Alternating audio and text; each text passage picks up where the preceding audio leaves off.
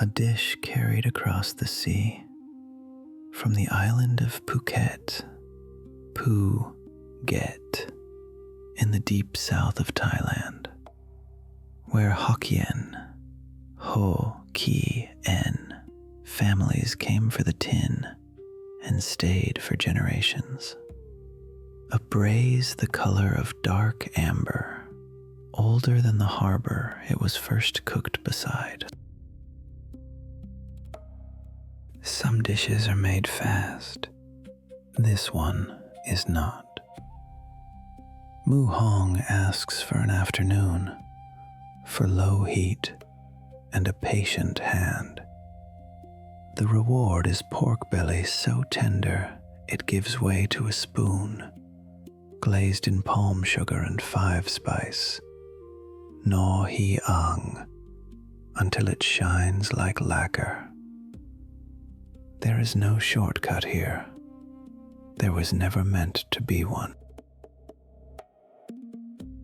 Servings 6. 15 minutes to prepare, 90 minutes to cook. Just under 2 hours from the first cut to the final glaze.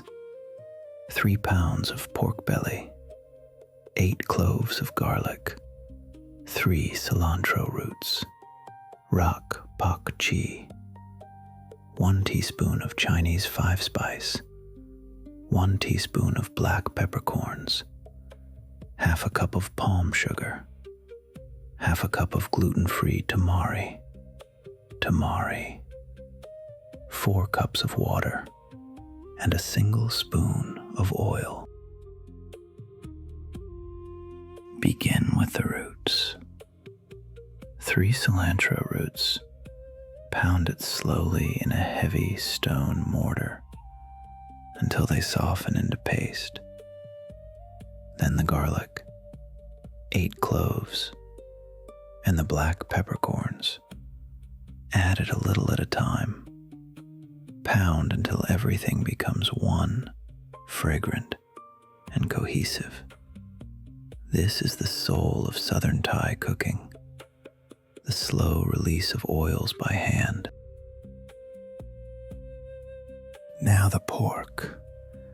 3 pounds of belly, laid into a heavy pot over a medium flame. Let it sear, unhurried, until the edges turn golden and the fat begins to render. Do not rush the color. The browning is where the flavor is born.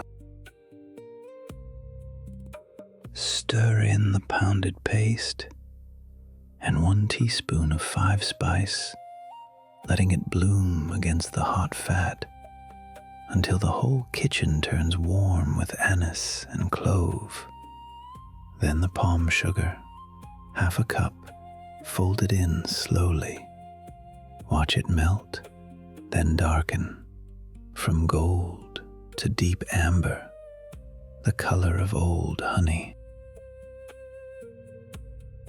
Pour in the tamari, half a cup, and 4 cups of water until the meat is just covered.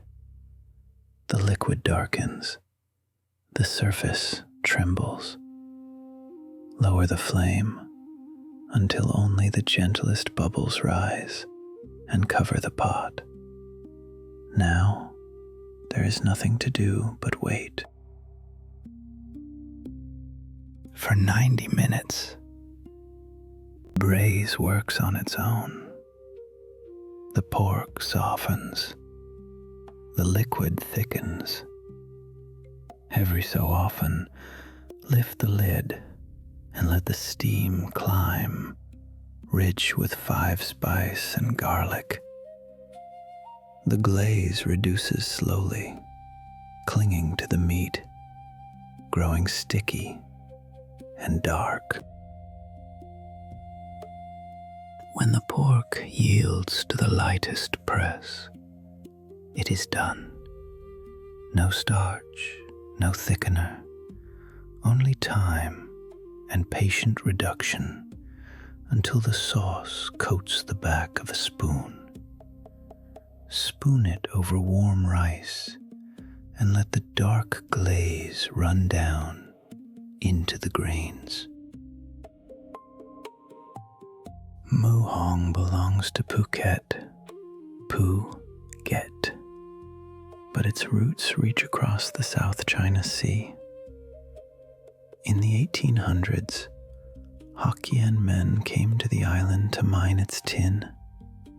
They married local women, and from that meeting, a new people were born. The Ba, the Peranakan of the Andaman coast. The dish they carried was a Hokkien Braised, pork simmered in soy and sugar.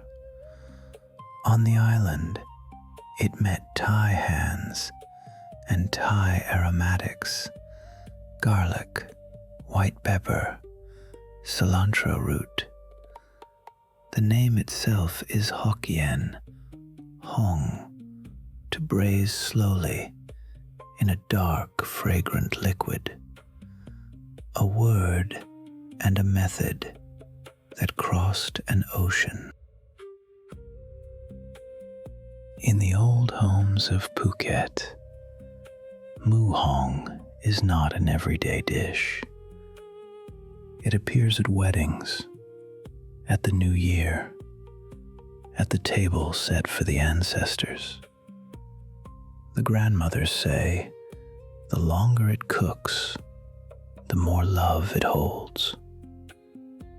A pot of muhong is a way of saying, you are family now.